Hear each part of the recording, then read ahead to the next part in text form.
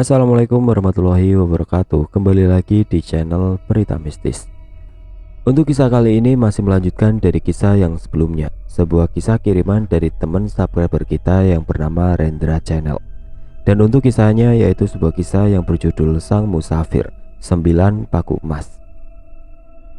Sebelum kita masuk ke ceritanya, tekan dulu tombol like video ini dan jangan lupa tekan juga tombol subscribe channel ini dan nyalakan juga lonceng notifikasinya agar tidak ketinggalan cerita-cerita baru dari channel ini. Dan buat teman-teman yang punya pengalaman horor dan pengen dibawakan di channel ini, nanti teman-teman bisa hubungi kontak admin kami yang nanti akan saya sertakan di kolom deskripsi.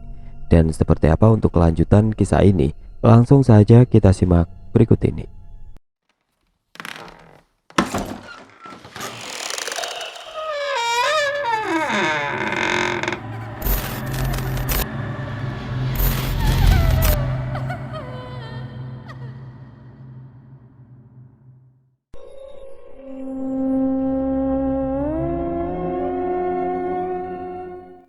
Selesai salat subuh, Yanto keluar dari hutan itu, kembali berjalan dan berzikir dengan melihat keindahan alam yang sangat menyejukkan. Kicauan burung di pagi hari menambah indah. Yanto sangat menikmati perjalanannya. Sesampainya di Rangkas Bitung, Yanto berjalan ke arah pemukiman. Yanto melihat pasar yang sangat ramai dan Yanto berjalan mencari masjid atau musola hanya sekedar mengambil air wudhu. Setelah menemukan masjid, Yanto segera menghampiri dan mengarah ke tempat wudhu. Ketika mau menyalakan keran air, penjaga masjid membentak Yanto. "Hei, kau bocah gelandang, sedang apa kau?" "Maaf pak, saya meminta air hanya untuk mengusap wajahku." "Pergi kau dari sini, jangan-jangan kau mau ambil kotak amal di masjid ini." "Astagfirullah pak, maaf, saya hanya ambil air wudhu." Sudah, sana pergi kau bocah." "Iya maaf pak, assalamualaikum." "Waalaikumsalam." Yanto hanya tersenyum kepada penjaga itu dan kembali melanjutkan perjalanannya. Menjadi pembelajaran Yanto menahan hawa nafsunya. Dan menjadi pembelajaran, jangan kita memandang hina musafir atau gelandangan karena hanya penampilan. Dan perkataan musafir akan langsung diijabah bila dia tidak terima dengan perkataan hina kepadanya. Yanto kembali melanjutkan perjalanannya dan terus mengucapkan istighfar. Sesampainya meninggalkan Rangkas Bitung, Yanto terus berjalan menuju ke ujung kulon. Singkat cerita, Yanto sudah hampir dekat ke wilayah ujung kulon. Namun sesuatu terjadi. Yanto bertemu dengan orang-orang Badui yang sedang berjalan dengan membawa satu tandu. Karena terluka, Yanto pun mendekati. "Sampurasun pak." "Rampes jang. Kalau boleh tahu, anak ini kenapa ditandu pak?"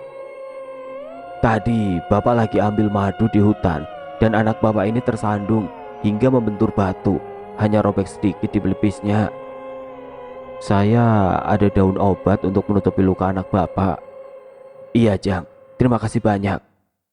Yanto pun segera memberikan daun obat ke bapak itu untuk diberikan ke anaknya dan dikunyah lalu ditempelkan ke lukanya.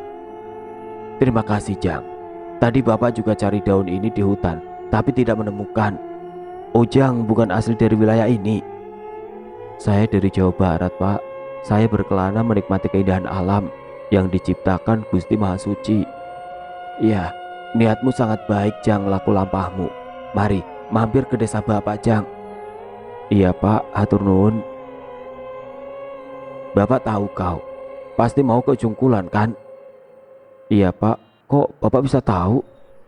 "Nanti bapak ceritakan sebagai rasa terima kasih bapak." Yanto pun membantu menandu anak dari bapak itu. Karena kelihatannya si bapak sudah kelelahan karena usianya. Mereka pun masuk ke area dalam desa Badui. Yanto dibuat tercengang dengan melihat keindahan rumah Badui yang sangat masih alami. "Sebenarnya orang luar dilarang masuk wilayah kami jang. Tapi karena kamu membantu anak bapak tadi dan kamu seorang pengelana dengan keadaanmu mirip dengan Badui dan bapak ketua suku Badui dalam." "Iya pak, kalau itu menjadi adat istiadat di sini, saya juga tidak akan memaksa berhenti di sini dan saya sangat menghormati adat istiadat di sini." "Iya, bapak tahu ke orang baik jang." Sesampainya di pemukiman, Yanto pun berhenti di salah satu rumah panggung dan meletakkan anak terluka tadi ke depan rumah atau balik. Terima kasih Jang, sudah membantu anak Bapak. Bapak mau bercerita kepadamu Jang. Mari, ikut Bapak. Iya Pak. Mereka berdua pun berjalan ke samping rumah. Dan ada tempat duduk di samping sungai yang sangat jernih. Bapak kemarin bermimpi, ada seorang bocah berpakaian serba hitam dan terus diikuti harimau besar di belakangnya dan meminta izin lewat kepadaku. Iya Pak, terus? Bapak tahu siapa sosok harimau itu, jadi Bapak mengizinkan lewat. Bocah itu adalah kamu Jang. Jadi Bapak mengizinkan kamu masuk wilayah Baduy dalam. Dalam mimpi itu, Bapak berbincang dengan harimau putih, menjelaskan tentang perjalananmu.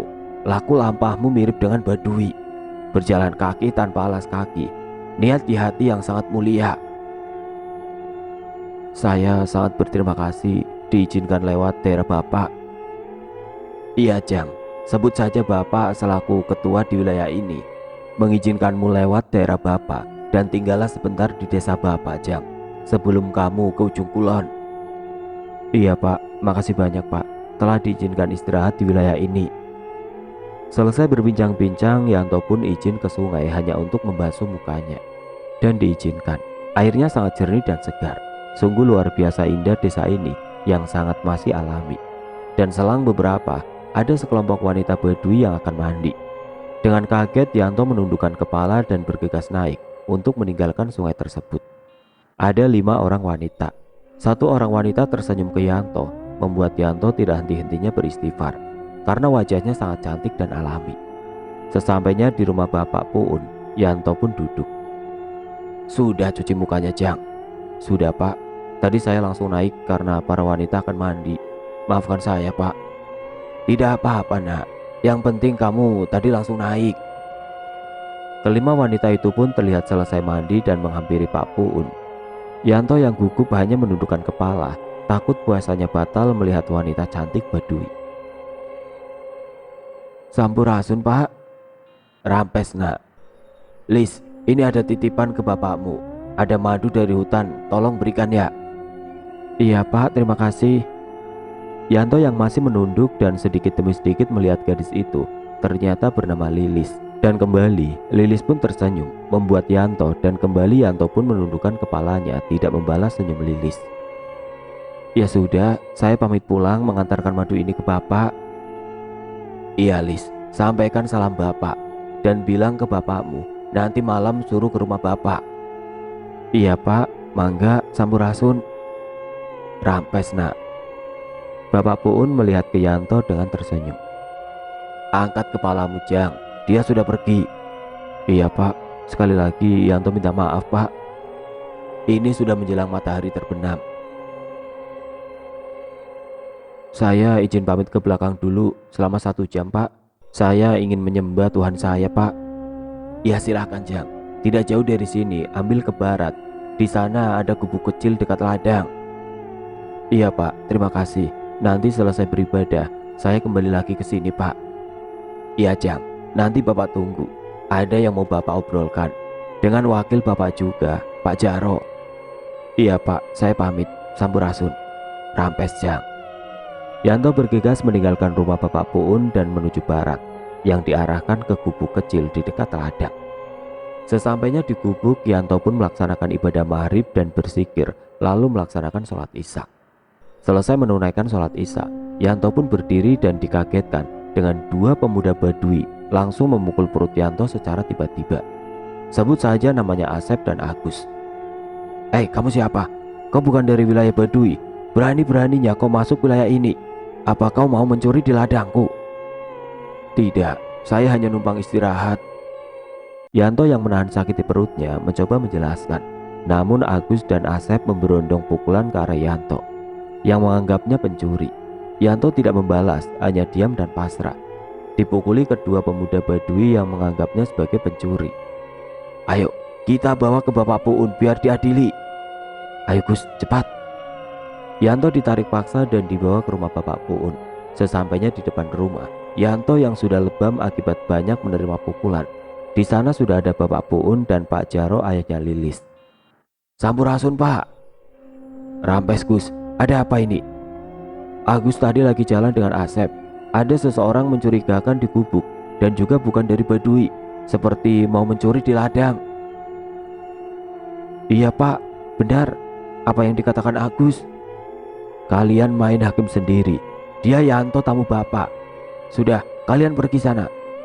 Agus dan Asep hanya menunduk dan melihat ke arah Yanto dengan muka marah, karena Agus dan Asep dimarahi habis-habisan oleh Pak Puun.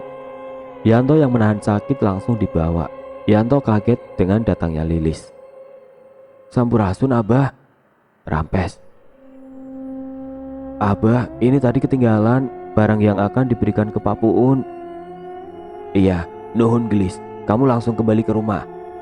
Lilis yang melihat Yanto lebam dengan banyak pukulan membuatnya menatap dengan rasa ingin tahu. Tapi segera ia meninggalkan rumah Bapak Puun karena Lilis sangat nurut dengan abahnya. Yanto yang tahu Lilis menatapnya, dia hanya menunduk tanpa melihat ke arahnya. Jang, sebaiknya kamu istirahat di dalam, biar ibu mengobati lukamu. Yanto pun masuk ke dalam, dan terlihat Bu Puun menumbuk obat dan mengoleskan ke wajah Yanto. Ada-ada saja kelakuan Asep dan Agus. Memang dia pemuda main hakim sendiri. Untung Bapak tidak menampar kedua anak itu.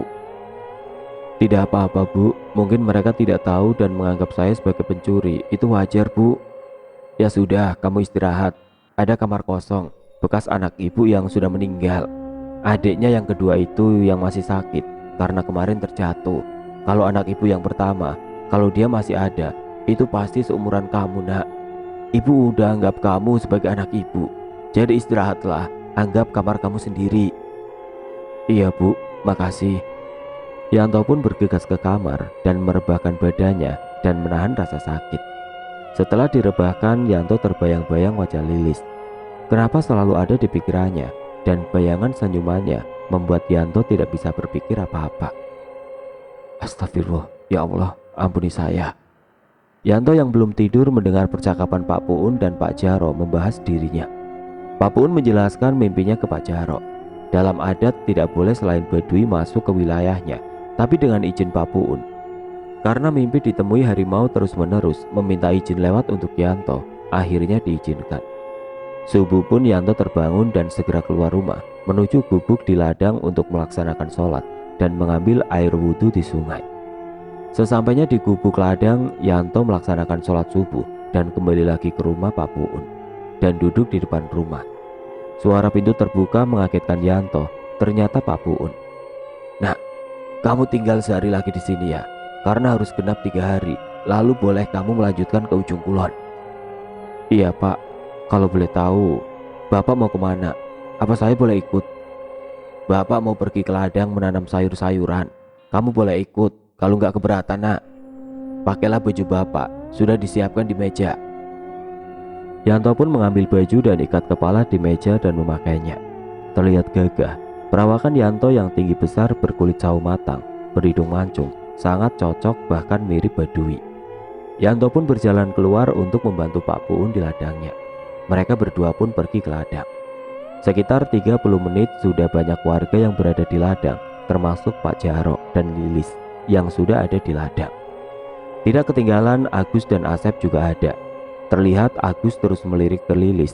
Sepertinya Agus jatuh hati ke Lilis. Namun Lilis tidak membalas pandangan Agus. Sesampainya di ladang, Pak Puun mengucapkan salam dan dibalas para warga. Terlihat kedamaian dan ketentraman dan gotong royong membuat saya kagum. Dan kembali Lilis menatap Yanto dengan senyum manisnya. Pak Puun dan Yanto mendekati Pak Jaro.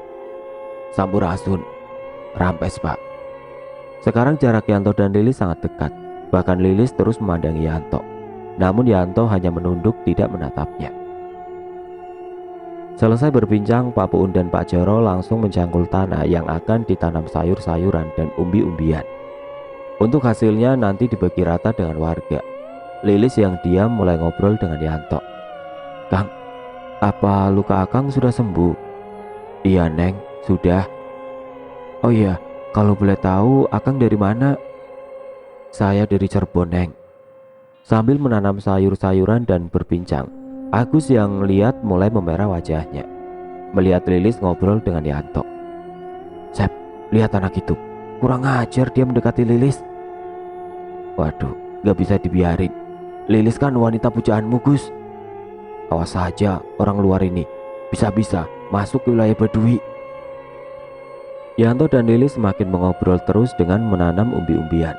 Namun Yanto tidak berani menatap wajahnya.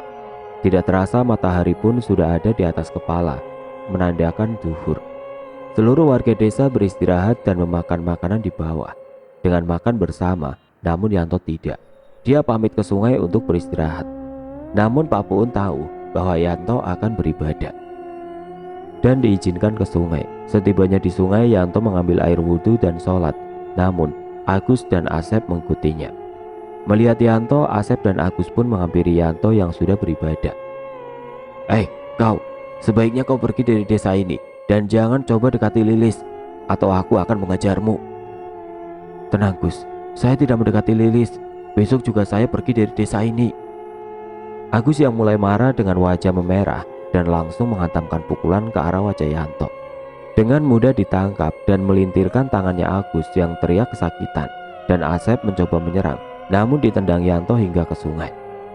Yanto pun bergegas pergi dan kembali ke ladang untuk membantu Pak Puun dan kembali bekerja. Dan Lilis pun kembali ngobrol dengan Yanto bahwa dulu dia selalu mengobrol dengan Dayat, anak Pak Puun yang meninggal 2 tahun lalu.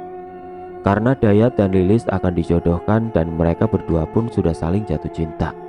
Namun sore itu Dayat ditemukan di sungai tergeletak. Oh, jadi Kang Dayat itu meninggal di sungai, Neng? Iya Kang, padahal 3 hari lagi akan ada acara pernikahan kita berdua. Maaf Neng. Iya Kang, pakaian yang Akang pakai adalah pakaian Kang Dayat kalau pergi ke ladang. Jadi Lilis tadi tersenyum. Lilis kira Kang Dayat karena wajah Akang hampir mirip. Oh iya Neng, Ibu juga bilang begitu. Saya katanya mirip dengan anaknya yang pertama, Kang Dayat. Tapi aku masih penasaran dengan kematian Dayat. Apakah Dayat benar-benar tenggelam atau dibunuh? Menurut warga, Kang Dayat tenggelam di sungai. Yanto yang penasaran karena saat ibadah di sungai, Yanto diberi gambaran seorang pemuda ditarik siluman buaya putih.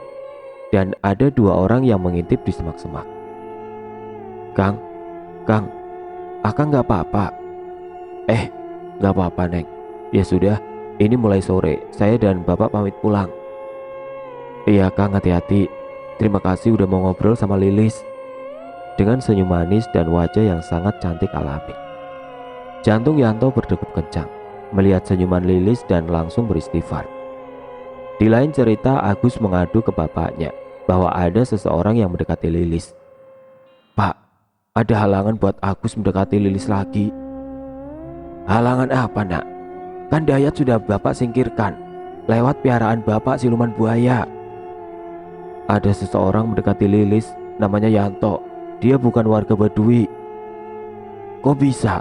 Bukan warga Baduy bisa masuk ke wilayah ini? Ceritanya dia pengelana dan membantu anaknya Pak Puun yang jatuh. Dan dia menginap di rumah Pak Puun dan sudah dianggap anak sendiri. Sialan, ini gak bisa dibiarkan. Warga Baduy boleh menikah dengan warga Baduy lagi. Ini sudah adat. Biar Bapak bereskan anak itu. Bapak Agus, sebut saja namanya Kisena, dikenal memiliki kesaktian di warga Baduy dan dipandang sebagai orang saktinya. Di lain cerita, Yanto dan Pak Puun mengobrol di depan rumah dan Yanto membicarakan perihal meninggalnya Dayat. Kalau boleh tahu Pak, Kang Dayat meninggalnya kenapa ya Pak? Dayat tenggelam Nak, dan jasadnya sudah terkapar di sisi sungai. Apa yakin Kang Dayat tenggelam Pak? Emang Kang Dayat tidak bisa berenang? Dayat bisa berenang dari kecil. Dia selalu di sungai main dengan teman-teman. Mungkin sudah takdir yang maha kuasa, Dayat meninggal tenggelam. Iya Pak, mungkin takdir. Tapi apakah Bapak tahu penghuni gaib sungai itu? Ya tahu Nak, siluman buaya. Apa Bapak tidak mencari tahu dan menanyakan ke siluman itu Pak? Saya dengan Kisena, bapaknya Agus, sudah menemuinya dan masuk ke alam kerajaan buaya. Namun katanya Dayat terpeleset dan terbawa arus besar hingga nyawanya tidak tertolong. Apa Bapak nggak curiga ke siluman itu? Ada curiga, tapi Bapak terima alasan mereka dan Bapak ikhlaskan Dayat untuk pergi menghadap Sang Maha Suci. Iya Pak, Semoga damai Kang Dayat di alam sana. Sedang asik mengobrol, datanglah Kisena menemui Pak Puun dengan wajah merah dan marah. Sampurasun, Rampes Ki, silakan masuk. Tumben datang ke sini Ki. Kisena yang menatap Yanto dan Yanto pun menatap kembali wajah Kisena. Terjadilah gesekan energi tatapan Kisena dengan Yanto. Karena Yanto tahu dalang dibalik terbunuhnya Kang Dayat, anak dari Pak Puun. Saya mau menanyakan Pak Puun, apakah warga Baduy menikah dengan orang luar Baduy apa boleh? Kok Aki tanya itu?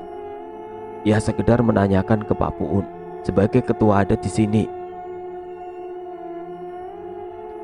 Jelas tidak boleh Ki, itu melanggar adat. Wanita Baduy hanya boleh menikah dengan lelaki Baduy pula. Dengan lirikan sinis ke arah Yanto, Kisena sambil tersenyum. Yanto tahu arah yang dibicarakan Kisena Bapak Agus. Yanto hanya diam dan terus menatapnya. Tidak lama Kisena pamit dan mengancam ke arah Yanto yang bukan warga Baduy agar segera pergi dari sini. Saya sebagai warga Baduy dalam tidak menerima tamu dari luar Pak Puun. Maaf kalau saya lancang karena saya selalu mematuhi adat. Iya Ki, tapi ada satu alasan.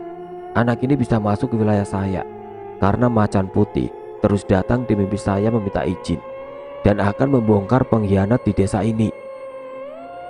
Kisena pun pamit pergi meninggalkan rumah Pak Puun. Tidak lama Pak Puun dan Yanto dikagetkan dengan Pak Jaro yang berteriak ke Pak Puun bahwa Lilis tidak ada di rumahnya dan kamarnya pun kosong. Sampurasun Pak. Rampes Pak. Pak, tolong anak saya Lilis hilang. Tadi dia izin ke dapur, tapi tidak ada dan pintu belakang sudah terbuka. Tolong anak saya Pak. Baik Pak Jaro, kita cari anak Bapak sekarang. Yanto yang mendengar perkataan Pak Puun kaget mendengar Lilis tidak ada di rumahnya dan bergegas dengan warga menggunakan obor untuk mencari keberadaan Lilis. Nama Lilis terus diteriaki warga yang mencarinya namun tidak kunjung ketemu. Kemana Lilis? Kok saya khawatir padanya? Ucap batin Yanto. Bayangan di pikiran Yanto saat Lilis berada di dapur, terlihat dua orang membawa Lilis dengan paksa. Tubuhnya diikat dan mulutnya dibekap, sedang berada jauh di dekat sungai. Astagfirullah. Kaget dengan bayangan tersebut, Yanto bergegas lari kencang dan dilihat oleh Pak Puun dan warga. Saking kencangnya lari Yanto sampai tidak terkejar oleh warga. Yanto sudah berada di tepi luar desa, tepatnya arah mau ke hutan dekat sungai ada gubuk. Cerita Lilis yang dibawa dua orang dan satu orang lagi, jadi jumlah mereka ada 3. Terlihat di dekat hutan ternyata Agus, Asep dan Kisena akan mempersembahkan Lilis ke Raja Siluman Buaya untuk menjadi tumbal. Karena Kisena ingin menjadi ketua desa dan mereka bersekutu. Lepaskan saya, lepaskan. Diam kau, teganya kau Lis. Aku suka padamu, tapi kau memilih Yanto ketimbang saya. Akan saya tumbalkan kau. Sudah nak, biar bapak yang bereskan wanita ini. Biar bapak jadi ketua di sini. Iya bah. Cepat sebelum terlambat, kita persembahkan gadis ini ke Raja Siluman Buaya. Bawa gadis ini ke tepi sungai. Lilis pun dibawa Agus dan Asep, ditarik paksa menuju ke sungai di dekat hutan dan diikat dengan kuat dengan tali dan tiang bambu di bibir sungai. Kisena pun siap memanggil Siluman Buaya untuk mempersembahkan Lilis. Kisena melanggar adat warga Baduy bersekutu dengan Siluman Buaya hanya demi kekuasaan menjadi ketua hingga gelap mata. Dan keluarlah gelembung air di depan Lilis yang terikat di batang bambu untuk dipersembahkan. Keluarlah buaya besar di depan Lilis. Lilis hanya menangis dan di hatinya terus memanggil Yanto supaya menolongnya. Yanto yang masih berlari kencang, entah perasaan dari mana, Yanto tahu Lilis memanggil namanya dan menangis, membuat Yanto kembali lari dengan cepat. Lilis, tunggu, saya akan menolongmu. Sesampainya di tepi hutan, Yanto yang lari langsung dihadang Agus dan Asep yang membawa golok dan menahannya. Sialan kau, bisa-bisanya kau tahu tempat ini, kubunuh kau. Cepat lepaskan Lilis atau kalian menerima akibatnya. Sialan Sep orang ini. Kita cincang dia. Kalian semua sudah gelap mata. Kalian melanggar adat Baduy. kalian bersekutu dengan siluman buaya. Siapa kau orang luar? Aku yang lebih paham Badui. Agus dan Asep serentak menyerang Yanto dengan goloknya. Perkelahian pun terjadi. Sabetan golok mengenai pinggang Yanto dan berdarah, dan langsung dengan tendangan kuat menendang dada Asep hingga terjungkal ke belakang. Dan Agus mulai kembali mengarahkan goloknya dengan cepat, dan ditahan tangan Agus, ditangkap dan golok dipegang Yanto, dan menghujamkan tendangan keras ke dada hingga terkapar tidak berdaya. Dengan membawa golok, Yanto berlari ke sungai, dan terlihat seekor buaya besar hendak memangsa Lilis. Dengan sigap Yanto melompat ke sungai yang berada di bawah dan mengacungkan golok tepat ke moncong buaya. Kang Yanto, tolong Kang. Hingga tertebaslah moncong siluman itu, karena sebelum menghujamkan ke arah siluman, golok tersebut sudah dibacakan doa saat Yanto memegangnya. Warga pun datang dan melihat Agus dan Asep sudah terkapar, dan warga menuju sungai karena teriakan Yanto yang menghujamkan goloknya ke arah buaya besar. Warga melihat semuanya. Ternyata Kisena dalang dibalik semuanya. Ternyata kau Sena, kau bersekutu dengan siluman ini. Kau melanggar adat kami dan sudah berbuat keji untuk menumbalkan Lilis ke siluman buaya itu. Dasar manusia laknat. Sialan kau Sena. Teman macam apa kau ini? Kubunuh kau. Kenapa? Saya hanya ingin menyingkirkanmu Pak Puun, dan saya telah menumbalkan anakmu Dayat karena saya ingin menjadi ketua di desa ini. Tapi rencana saya gagal karena bocah luar ini. Sialan. Iblis laknat. Setelah Yanto mengalahkan siluman buaya dan menghilang siluman itu, kini Kisena membawa golok panjang mengarah ke Yanto dengan sangat marah. Anak sialan, kubunuh kau. Kisena berlari kencang di sungai. Entah kekuatan apa hingga langsung menuju ke Yanto. Tebasan pedangnya mengarah dan menggoreskan luka di tangan Yanto. Dengan sigap, Yanto mundur ke tepi sungai dan mengarah menjauhi sungai menuju ke area lapang. Sedangkan Lilis dibantu warga dilepaskan ikatannya dan langsung memeluk sang ayah. Dan warga pun melihat pertarungan Yanto dan Kisena menggunakan golok.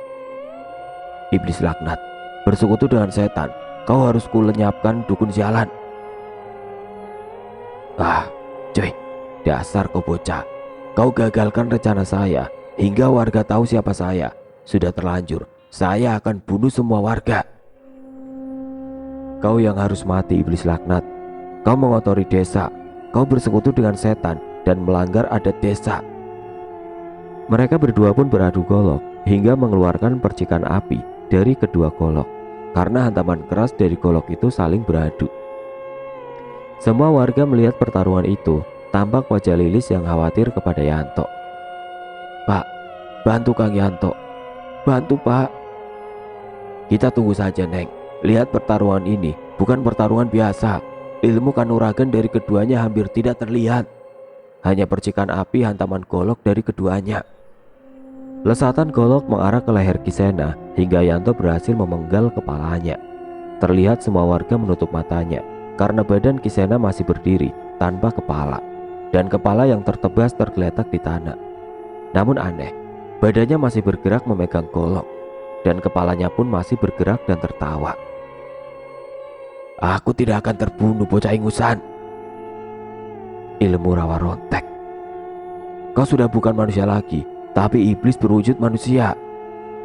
Badan Kisena mengarah ke kepalanya yang jatuh di tanah, dan mengambil kepala menaruhnya kembali ke badannya. Kejadian tersebut disaksikan warga desa, dan kembali Kisena membabi buta mengarahkan pedangnya ke arah Yanto, hingga goresan luka di tubuh Yanto akibat sabetan Kisena. Dan golok yang dipegang Yanto pun terpental akibat sabetan golok Kisena. Dan Yanto tidak lagi memegang golok. Pak Puun selaku ketua adat sudah sangat geram dengan Kisena. Pak Puun melemparkan golok kesayangannya kepada Yanto untuk menebas kembali Kisena. Nah, ambil golok ini.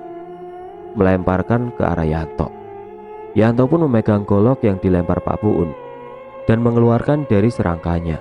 Yanto merasakan energi besar dari golok ini. Benar saja, hantaman keras pedang Kisena ditahan Yanto dengan golok dari Pak Puun.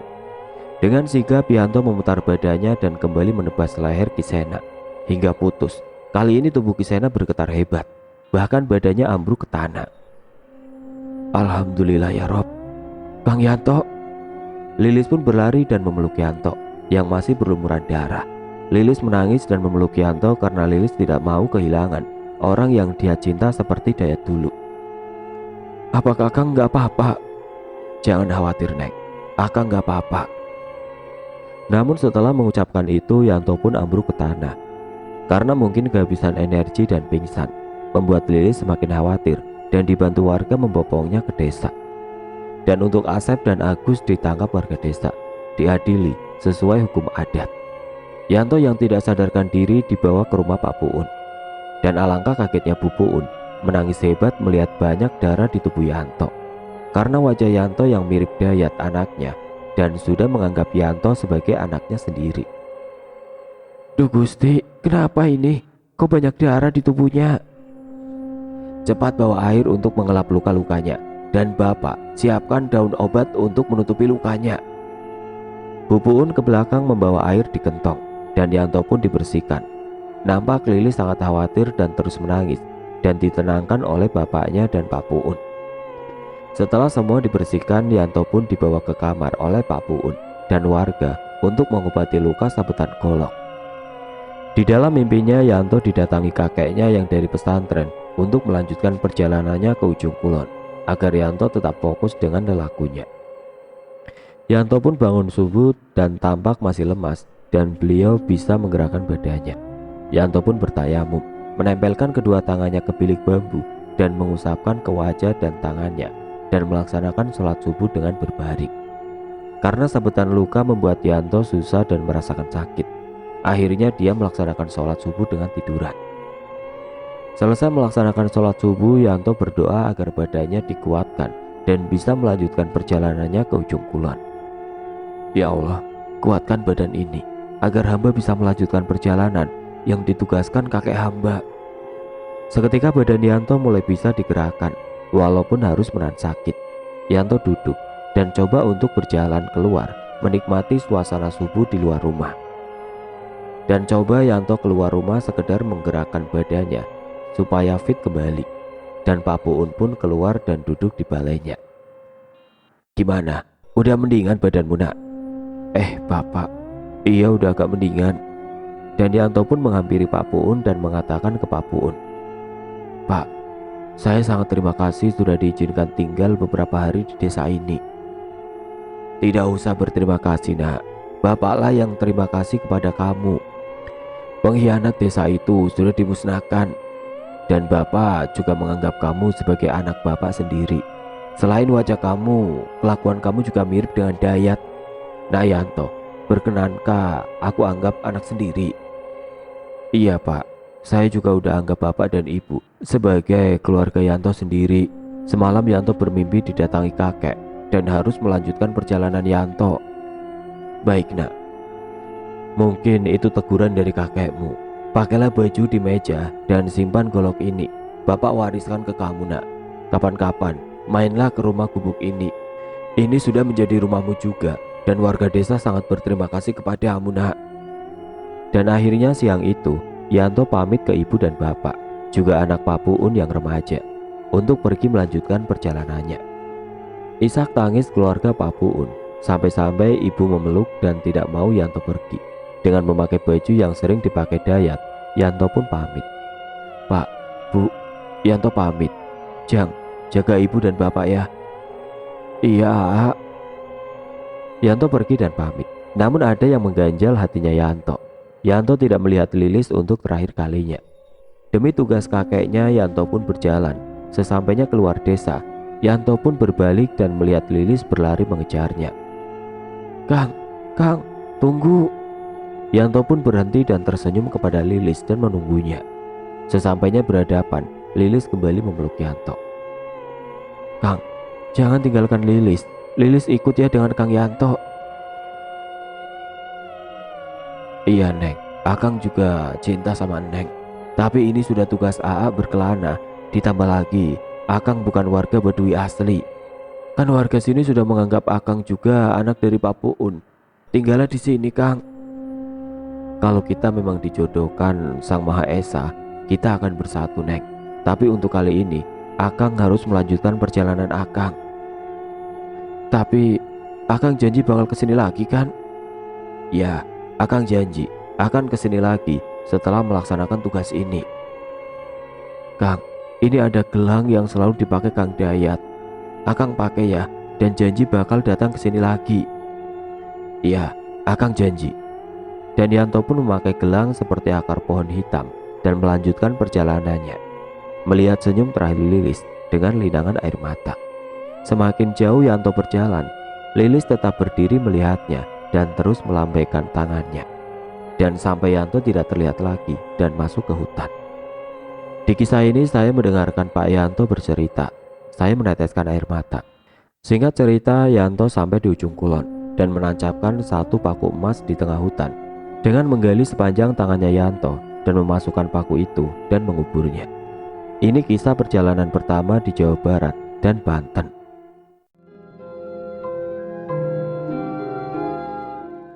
Oke teman-teman, sekian untuk cerita kali ini.